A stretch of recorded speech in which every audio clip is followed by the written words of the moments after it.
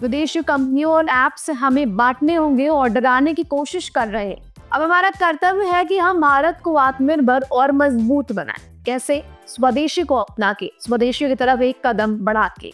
तो बताइए, क्या आप तैयार हैं आज फिर से स्वदेशी की आवाज बुलंद करने के लिए? नमस्कार दोस्तों, मैं हूं ओजस्वी और आप देख रहे हैं ब्लू एरा।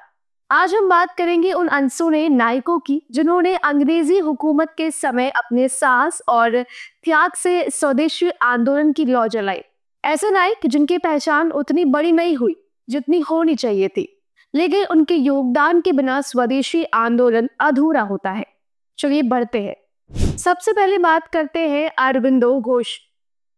तो अरबिंदो घोष ने ब्रिटिश शिक्षा व्यवस्था को गुलामी का साधन बताया। उन्होंने अपने लेखों और भाषणों से युवाओं को जगाया। इसके साथ ही उन्होंने भारतीय मिल मेड कपड़े और हैंडलूम को बहुत ज्यादा बढ़ावा दिया। इसके साथ संस्कारों के साथ शिक्षा दी और उनका संदेश एकदम साफ था। अगर शिक्षा पर अपना अधिकार नहीं तो आजादी का सपना एकदम अधूरा है। तो अब बात करते हैं चंद्रशेखर शास्त्री के बारे में।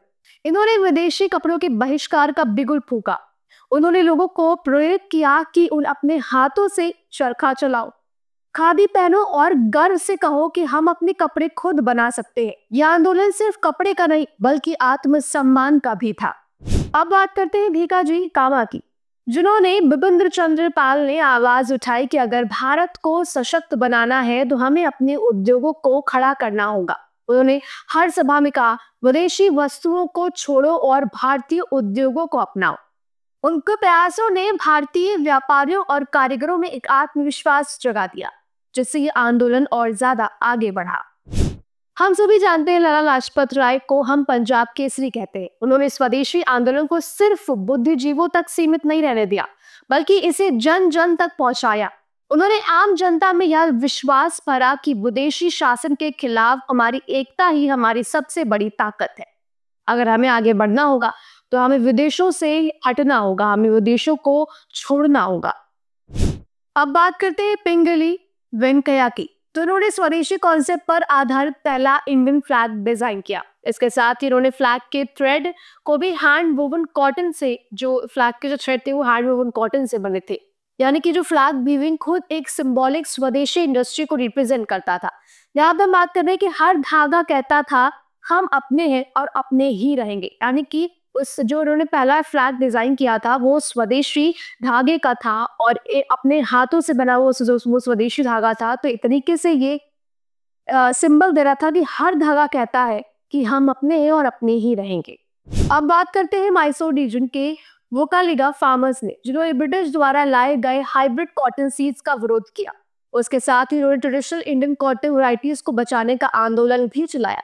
यह आंदोलन फार्मर्स के स्वदेशी स्पिरिट का प्रतीक बना। इसके बाद ये संदेश हुआ कि बीज भी स्वदेशी होना चाहिए तो फसल भी स्वदेशी होगी। जब हम स्वदेशी बीज को अपनाएंगे तो हमारी फसल भी स्वदेशी होगी। स्वदेशी आंदोलन का असर साफ दिखा। विदेशी कपड़ों की दुकानों में बिक्री कम हो गई, भारतीय उद्योग और कारीगर मजबूत हुए। सबसे बड़ी बात, लोगों में राष्ट्रभक्ति और आत्मनिर्भरता की चेतना आई। यह दर्शाता है कि अगर बीज भी स्वदेशी होगा तो फसल भी स्वदेशी होगी ही होगी। और आंदोलन आजादी की नींव बन गया। ये नायक सिर्फ इतिहास की किताबों के पन्ने नहीं है, बल्कि आज भी हमारे लिए प्रेरणा का स्रोत है। हमें याद रखना होगा कि स्वदेशी की भावना आज भी उतनी ही जरूरी है। अब हमारा कर्तव्य है कि हम भारत को आत्मनिर्भर और मजबूत बनाएं। कैसे? स्वदेशी को अपना के, स्वदेशी की तरफ एक कदम बढ़ा के। जैसे आजादी के समय हर नायक अकेला नहीं बल्कि जन जन के साथ खड़ा था, वैसे ही तभी स्वदेशी आंदोलन सफल हुआ और ब्रिटिश राज को एक चुनौती मिली। इस चुनौती के साथ आज हमें एकजुट होना होगा। विदेशी कंपनियां और ऐप्स जो हैं हमें बांटने और डराने की काफी कोशिश कर रहे हैं, लेकिन अब वक्त आ गया है कि हम झुके नहीं, रुके नहीं। बॉयकॉट की भावना और स्वदेशी अपना करके हम भारत को विश्व गुरु बनाएंगे। इतिहास गवाह है, जब भारत एकजुट होता है तो कोई ताकत उसे रोक नहीं सकती।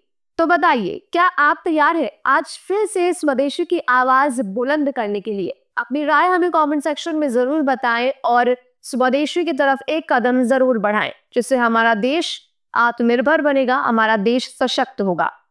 जय हिंद।